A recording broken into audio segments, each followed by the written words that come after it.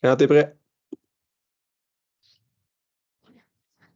Bonjour tout le monde, bienvenue à la capsule KIM de l'excellence sportive de Laurentide. Mon nom est Benjamin Lauzon, kinésiologue. Donc aujourd'hui, l'étude qu'on va regarder, c'est une étude qui compare l'activation musculaire des membres inférieurs lors d'un saut vertical sous-maximal versus un saut vertical maximal. Donc, comme on sait en entraînement, il y a plusieurs variables qui affectent l'intensité des sauts. Par exemple, la fatigue. Donc, on sait qu'un athlète qui est rendu à son 30e saut risque de sauter moins haut que lors de son 5e ou son 6e saut. On peut aussi regarder, dépendamment des objectifs de l'entraînement. Donc, est-ce qu'on est en préparation générale ou on fait de la pliométrie à faible intensité ou bien on est en phase d'affûtage ou ce qu'on veut vraiment développer le plus de sauts possible. Donc, tout dépendant des variables, on va avoir des objectifs différents et les sauts risquent d'être différents. Donc, on va regarder ici la contribution des principaux muscles autour des chevilles, des genoux et des hanches lors d'un saut maximal versus un sous-maximal pour voir est-ce qu'ils ont tous une implication égale ou bien il y a des différences marquées. Donc, l'étude était composée de 20 hommes âgés entre 16 et 24 ans, tous des participants compétitionnaient dans des sports variés, gymnastique, football, basketball et autres, aucun blessé. Chaque participant devait exécuter 3 types de sauts. Un saut qui était appelé communément bas, un saut qui était haut et maximal. Les sauts, c'était des sauts à contre-mouvement avec les bras libres sur une plateforme de force. Donc, chaque participant devait commencer avec son saut maximal pour établir une donnée de base. Donc, la moyenne des sauts ici dans le groupe était de 53 cm plus ou moins 4, donc pour la moyenne du groupe. À partir du saut maximal, les athlètes étaient demandés de performer un saut qui était de 65 et un saut de 83 donc avec une plateforme de force et une caméra optoélectronique. Ils ont réussi à faire plusieurs essais pour vraiment avoir le pourcentage exact. Donc, on va aller voir l'implication des muscles de l'activation musculaire à ces trois pourcentages, donc 65, 83 et 100 Donc, si vous regardez le diagramme plus bas, l'activation musculaire, on peut voir tout de suite là, ce qui est plus marqué, c'est que lors d'un saut maximal, qui est la bande en gris foncé, c'est vraiment les extenseurs de la hanche qui sont dominants, qui ont une activation plus marquée surtout. Donc, si on regarde avec le saut maximal, au niveau des muscles autour de la cheville et du genou, l'implication est presque identique. Et lorsqu'on regarde la hanche, eh on voit une augmentation marquée de l'implication.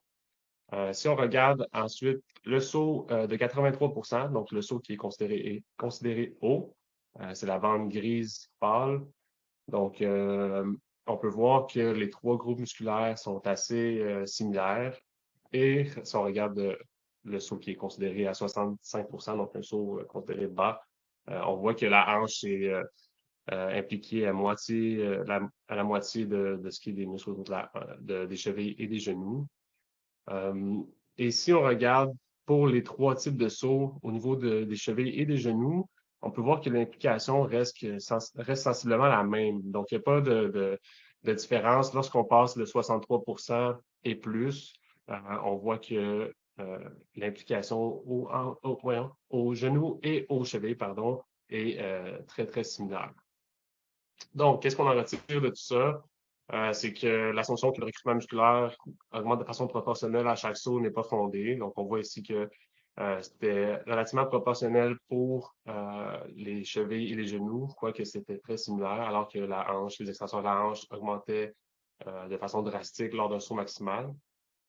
L'étude propose ainsi que le groupe musculaire qui a une différence majeure sur le saut maximal serait les extenseurs de la hanche.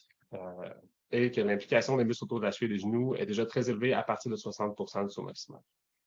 Donc, en application pratique, qu'est-ce qu'on pourrait ressortir de cette étude? C'est que, étant donné que l'implication est déjà très élevée à partir de 60 pour les muscles autour des genoux et des chevilles, l'étude suggère qu'on pourrait entraîner ces groupes musculaires en faisant des sauts sous-maximaux et que ça serait suffisant. Donc, on pourrait faire du 60, du 80 et ça serait assez optimal pour travailler ces groupes musculaires. Puis si l'objectif était de stimuler principalement les extensions de la hanche lors d'un saut vertical, il faudrait aller faire des sauts vraiment maximaux. Donc, une autre façon pour recruter les extensions de la hanche serait de demander à l'athlète d'exécuter ses sauts verticaux avec une plus grande inclinaison du tronc vers l'avant. On mettrait les extensions de la hanche en position d'étirement. Donc, on pourrait faire des sous-max avec ce cue-là pour l'athlète et on viendrait optimalement recruter les extensions de la hanche, même si ce n'est pas un saut maximal. Puis, ça nous montre aussi là, que les extensions de la hanche ne sont pas à sous-estimer lors de l'entraînement. Donc, ça serait très important d'aller travailler la force max pour ces groupes musculaires qui sont très importants lors du saut maximal. Donc, c'est sûr qu'il faudrait faire d'autres études pour voir pour un saut en mouvement, est-ce que c'est la même implication, un saut sans les bras libres. Donc, il y a plusieurs facteurs ici qu'on pourrait aller regarder davantage. Mais l'étude suggère, en somme toute, là, que les extenseurs de la hanche sont vraiment impliqués lors d'un saut maximal.